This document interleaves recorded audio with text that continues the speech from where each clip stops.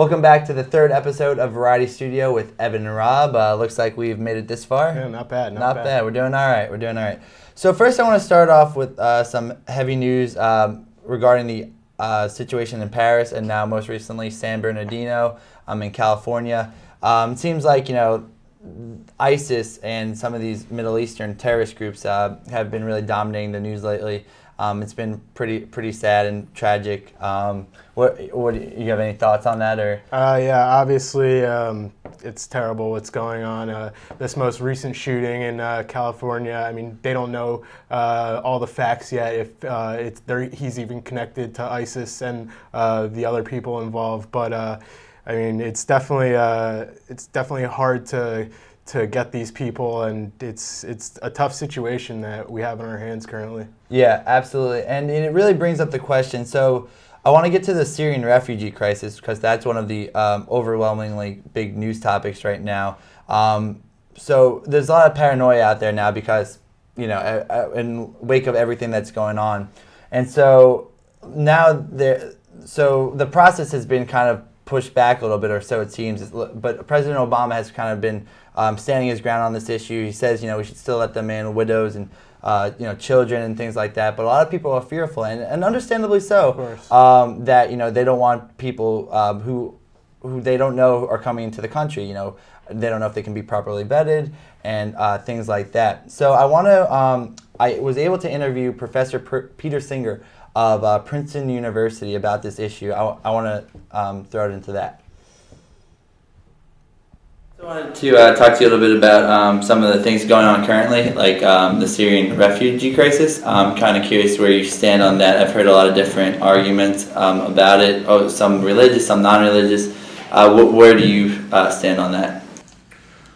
Well, I certainly think that we ought to help people who are refugees, who are in great need. We ought to be able to provide them with somewhere safe where they can go, where they will be able to meet their needs and those of their family for food, shelter, and if they're there in the long term, obviously to educate their children and to develop a family life. But I think that's a little different from the right of asylum that has been the big cause of the problems in Europe, where according to the Geneva Convention or Treaty on Refugees and Asylum Seekers, if somebody claims asylum, they get the right to stay in a country until their claim of asylum has been heard, and then if they turn out to be bona fide refugees, they get to stay. And I think the problem is that if you have a really large number of people all going to one place, this can put a strain on that country's resources and possibly lead to some kind of political backlash as well. And we're seeing this in Europe with a resurgence of extreme right-wing nationalist politics there. So I think what we can do, which can avoid some of these problems at least, is for the wealthy nations to support the United Nations High Commission for Refugees in making sure that it has places where it can house and feed and shelter all of the refugees who need to get out of Syria. But that doesn't mean that they automatically get to stay in whatever country they can reach. Because after all, there are already millions of refugees in refugee camps, and they have just as much a claim to be resettled as anyone else. So I'd like to see the more affluent nations taking more refugees, but not necessarily taking those who are able to get to their countries. And if all of the refugees had to go to a refugee settlement for processing, I think you wouldn't have the same problems. You would have plenty of time to screen the refugees, for example, to make sure that they were who they said they were, to make sure that they were bona fide refugees, and you would be able to settle them in a more orderly process rather than having maybe hundreds of thousands of people all coming at once. Mm-hmm. And some of these governors, I believe 33 of them, have been reluctant to take a lot of these refugees. Do you think that is morally ethical, or how do you feel about that? I think the United States ought to be taking more refugees, but I accept that it's necessary to screen these refugees and make sure that they are bona fide refugees. I think that should be accepted under the terms of the treaty governing how refugees should be treated.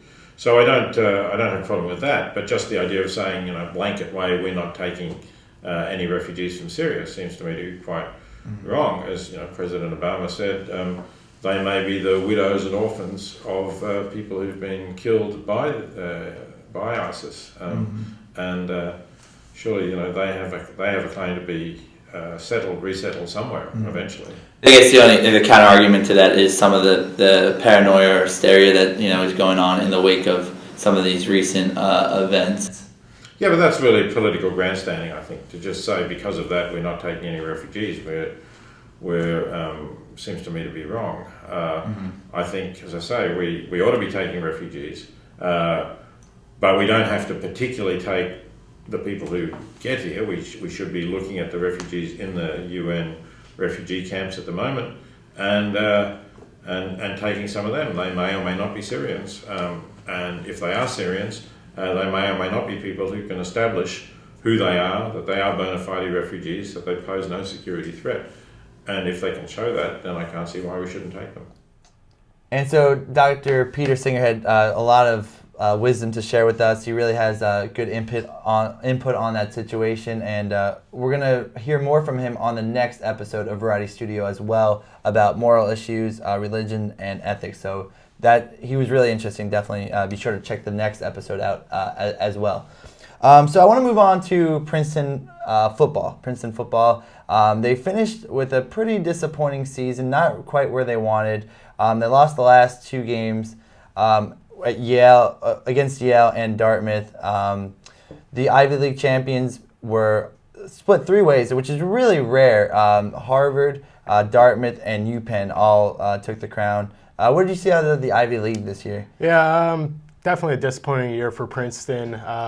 Once again, Harvard dominates the division, although I'm surprised that it was split three ways with Dartmouth and UPenn, but still not where Princeton wanted to be this season. I think there's a lot of things they can improve on for next year. But they got a young team, and I think they can make a good run next year. Yeah, they're losing a couple guys, and but they do definitely still have talent.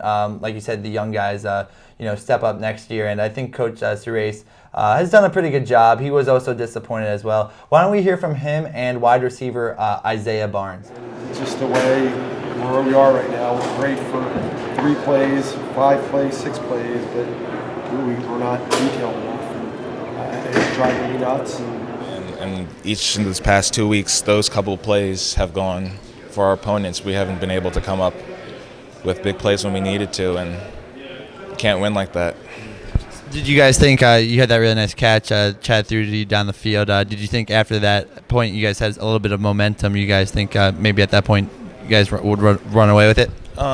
I don't think we'd run away with it necessarily, but I know just scoring touchdowns kind of gives us some juice on the sidelines, gives us some momentum. I was hoping, maybe it turned into something, but credit to Yale, they were able to stay in it and weather the storm, and they pulled it out. And just this is the last home game. What about some of the seniors? Can you talk to me about some of those guys? Those guys are my brothers. I mean, we've been here for 4 years, fighting each and every day in practice and lifts. Games, it's been a great ride. I wish we could have went out on our home field with a win, but I guess this wasn't on the cards today. But they'll be my brothers forever, no matter what. You can hear the disappointment with those guys, but I think next year they're going to bounce back. But things weren't all bad. I got to interview Dean Cain at the Princeton homecoming football game when they took on Yale a few weeks ago, and he was really great. Really took away a lot from him. Why don't we hear what he had to say? Dean Cain, back for homecoming. Can you just talk to me a little bit about what it's like to be back today? It's pretty amazing, seeing a lot of guys that I haven't seen in a number of years, and look at this incredible stadium. It's a good game today, 21-all. I'd like to see it swing the other way and have Princeton way ahead. That'd be a little nicer, but it's amazing coming back and seeing all this. It's pretty special to be a part of this whole organization. Yeah. So do you? So you're current? Do you follow the team a lot? Every weekend. Well, Bob Surace, Coach Surace, was a sophomore when I was a senior, so I still feel a tremendous connection to all these guys. My position coach, Steve Verbit, is still here with the team. So I feel a great connection to the university, a great connection to the team, and I sort of live and die on their losses too and their wins. I mean, it's I'd like to see them win today. I don't want to come all the way across the country to see them lose. So, but it's just really cool to be a part of this. I think once you're in this family, you're in this family forever. Yeah. Hi, can you talk to me a little bit about how, so out of Princeton, you were talking with the Bills a little bit, and then, of course, the injury came. And can you talk to me maybe how Princeton set you on the path to maybe for your, acting career? Well, here's the thing. A lot of young players will think about going to a school for a coach or to play in the NFL or something like that, and you can't do that. I went to school here, and I went through 3 head coaches. I still got my shot at the NFL. It was great, but what Princeton really provides you is the education beyond that time, and that's most of your life. I can vouch for that. That's most of your life, so you really want to go to a place like this. If you're lucky enough to get into a school like this and go to school here, you're set in your lifetime, not just because of your football playing ability, and you get that shot at the NFL if that's what you want, but you are set for life with an education that's beyond compare. Yeah. And just, I guess, lastly, it doesn't prepare you for acting specifically. Trust me. Just lastly, I guess, just talk to me. What do you have upcoming, or do you have anything going on now? I got more things going on than I can shake a stick at. That's the thing is now the television world has changed quite a bit. So I have 4 or 5 shows on television. Just finished another feature film. You just do a whole lot of different things now. Instead of doing 1 movie a year, 3 movies a year, you're doing 4 different shows, a movie. You're writing something, producing something. That's just the nature of the business. It's the way it's changed. Yeah. So I'm very busy. I've written 3 movies this year. I've been in 5 different television shows and done 2 films. It's been a busy year. Is Superman still your favorite role to play? Or? Well, yeah, of course. I mean, when you have something like that's a seminal role, it's fantastic. But now I'm Supergirl's dad. So how about that? That's what happens. Yeah, it's fun. All right, thanks a lot, Dean. Really appreciate the time. Thanks so much. Yes, sir. Dean Cain was a lot of fun to interview. Did not expect that when I was attending the football game. Class of 1988. He did Brooke Shields while he was on campus. He's a really cool guy. I actually got to talk to him after I conducted the interview with him, and as you know, he was on Entourage, made a little cameo over there.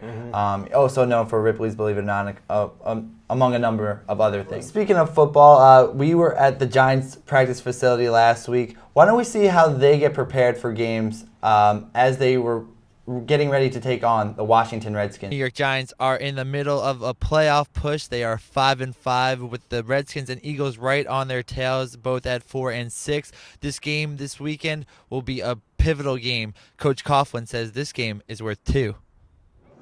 Coach Coughlin and the New York Giants are preparing for one of the biggest weeks of the season. Currently, they hold the division lead by a narrow margin with a record of 5-5. The defense will have to step up, with Kirk Cousins heating up in the last few games.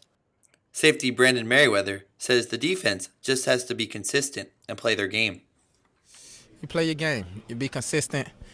You play the defense the way it's designed to play. You don't make up things, and you don't. You make the play when they come to you. On the offensive side, the Giants will try to keep mixing up different looks in the backfield. Quarterback Eli Manning talks about the Giants' running back versatility. Those guys do a good job, getting prepared, and each of them kind of has different skill set and things they do a little bit better than others. But all of them are effective. All of them are well prepared and can put them in any spot to go do their job. The Giants have primarily been relying on the sensational Odell Beckham at the wide receiver position. With the recent news that confirms Victor Cruz will be out for the season, Big Blue decided they needed more depth in that area. So the Giants went out and got a familiar face as the team welcomes back Hakeem Nicks, who will now have to get readjusted to the new Giants offense.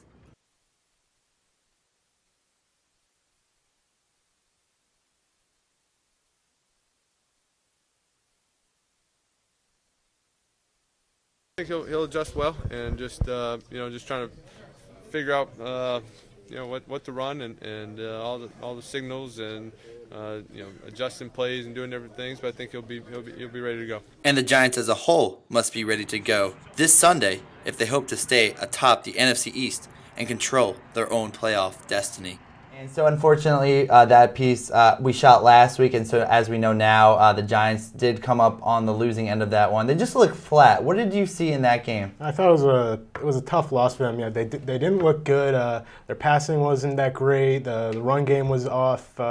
I don't know what it was this week, but they really didn't look like the Giants who were doing well previously in the season. Mm-hmm. Yeah, absolutely. And you know, they've been up and down this year.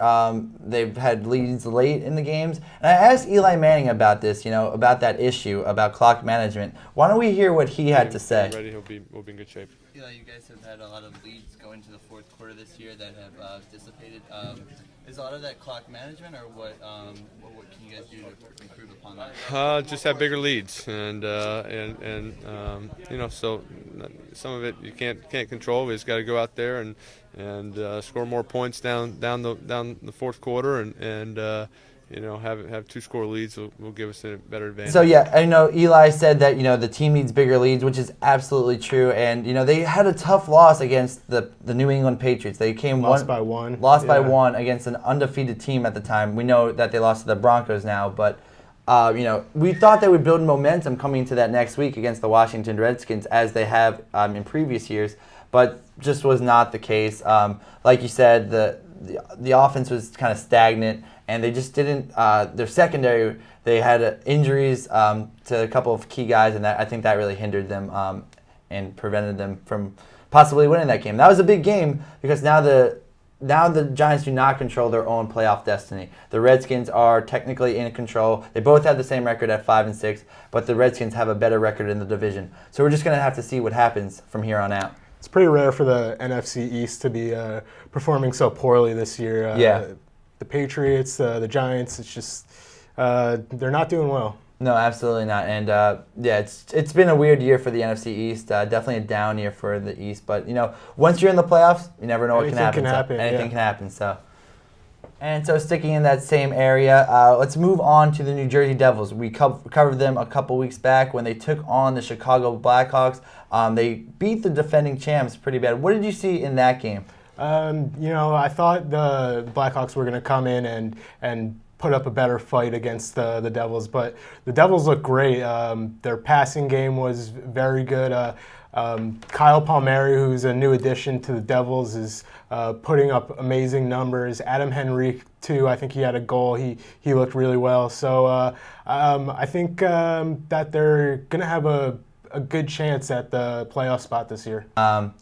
Yeah, and we were able to talk to some of the young stars, especially Kyle Palmieri, who was the star of the game when they played the Chicago Blackhawks. Let's hear what he had to say. That's big. Obviously, I think you come into this game the defending Stanley Cup champions, and you kind of you don't want to go out there and be in awe of them because that's when you give them too much time and space and bad things happen. That's what they thrive off of. And we had a game plan to execute, and we went out there in the first period and did it and got rewarded for it. And so in the game that we saw against the Blackhawks, Adam Henrique ended up fighting Jonathan Towes, and that's somewhat of a rare team for both guys. What did you make of that? Yeah, it's not often that you get a fight from these front men. It wasn't a great fight, but then again, Adam Henrique and Towes aren't fighters. So, but those are the kind of players that are supposed to spark the offense, and that's what they were doing. I think 4 years ago was Henrique's last fight. They're just not fighters, but they're leaders of the team, and that's part of the game. That's what you do to spark the offense. So I tip my hat to both of them. Yeah, absolutely. I think that's you hit it right on the head that both those guys were kind of trying to spark their team, and then we saw for Henrique that worked extremely well as they were able to carry out the victory that night. Why don't we hear what Adam Henrique had to say about the fight? That was your first fight since 2012. What initiated that? I think it's just him trying to spark something, maybe. But it was. I think if we're on that side of things during the game, same thing happens on our side. Maybe somebody tries to spark things and get that momentum back in your favor and go from there. So it was. Thought our guys did a good job responding afterwards. It was kind of uncharacteristic of both of you guys. You guys both both typically don't fight. So just. Yeah, it was. Obviously not. My first thought coming tonight, but it's part of the game. I think it's still a key part of the game. And I think guys really rally around that too. We've been on that side of things this season at different times, and maybe not your typical fighter, but guys stepping up and jumping in that role when we need something coming back in our favor, and each time we've responded well. And managed to come back, turn the game back around, and pull it a win. So it's been something that's been, I guess, working for us so far. That they're going to have a good chance at the playoff spot this year. Yeah, and we were able to talk to some of the young stars, especially Kyle Palmieri, who was the star of the game when they played the Chicago Blackhawks. Let's hear what he had to say. And so in the game that we saw against the Blackhawks, Adam Henrique ended up fighting Jonathan Towes, and that's somewhat of a rare team for both guys. What did you make of that? Yeah, it's not often that you get a fight from these front men. It wasn't a great fight, but then again, Adam Henrique and Towes aren't fighters. So, but those are the kind of players that are supposed to spark the offense, and that's what they were doing. I think 4 years ago was Henrique's last fight. They're just not fighters, but they're leaders of the team, and that's part of the game. That's what you do to spark the offense. So I tip my hat to both of them. Yeah, absolutely. I think that's you hit it right on the head that both those guys were kind of trying to spark their team, and then we saw for Henrique that worked extremely well as they were able to carry out the victory that night. Why don't we hear what Adam Henrique had to say about the fight? One more time. And speaking of fighting, why don't we move on to boxing? We've been talking about it leading up to it. Cotto Canelo, it finally happened. What did you see in that fight? It was an interesting fight, put it at that. I saw something that I haven't seen out of Cotto in a while. He just didn't look like he used to. He didn't look. He wasn't throwing the punches that he normally throws, and I think Canelo sort of controlled most of the fight.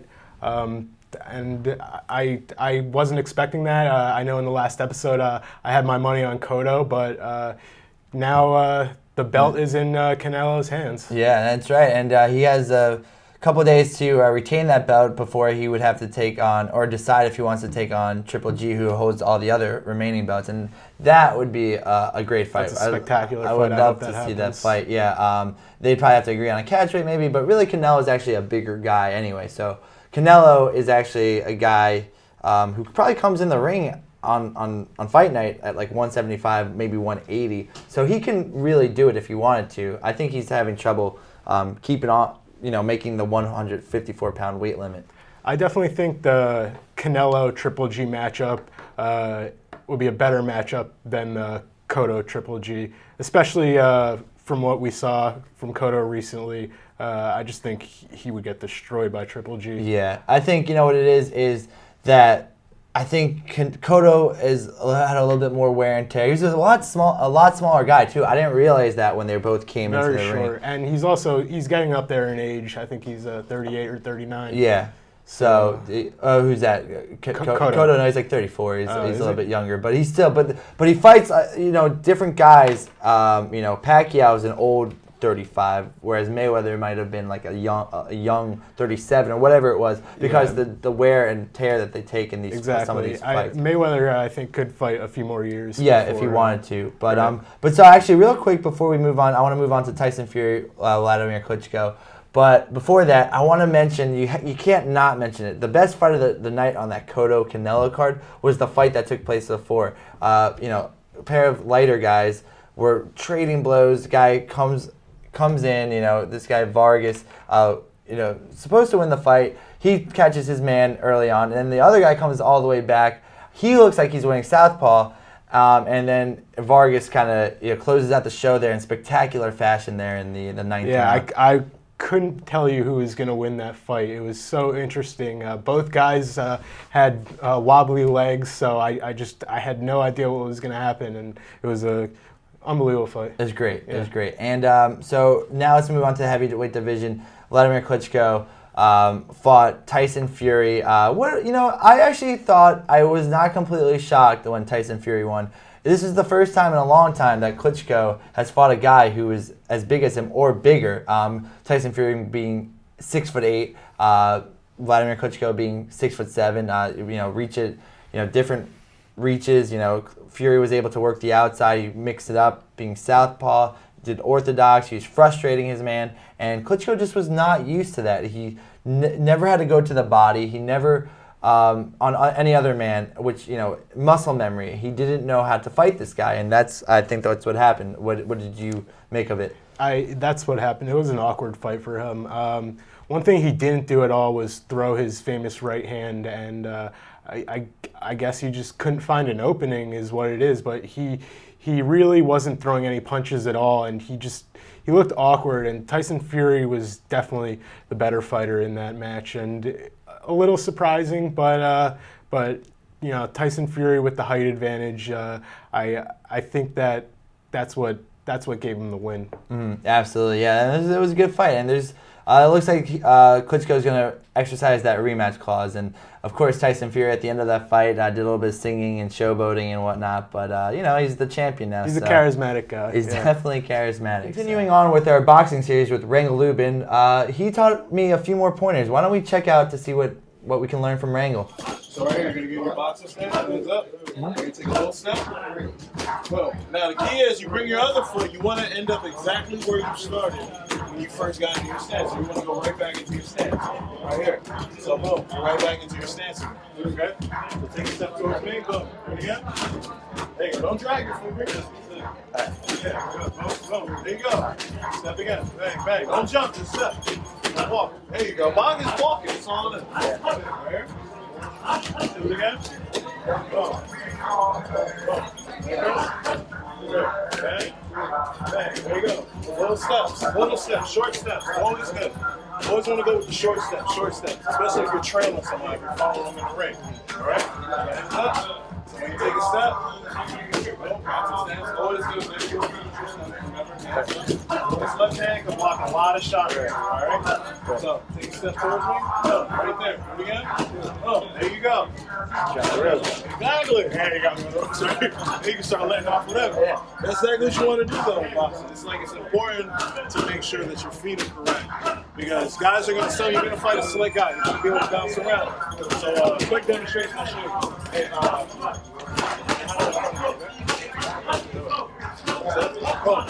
cut it off, cut off the ring. Hey, you're going to see him cut off the ring with me, right? So if I'm bouncing around, if I'm doing all this stuff, this way, I'm bouncing around, he's standing right in front of me. So that's going to do it. That's going to do it for this week's episode of Variety Studio with Evan and Rob. Be sure to check out the next episode. There's a lot of great things in store.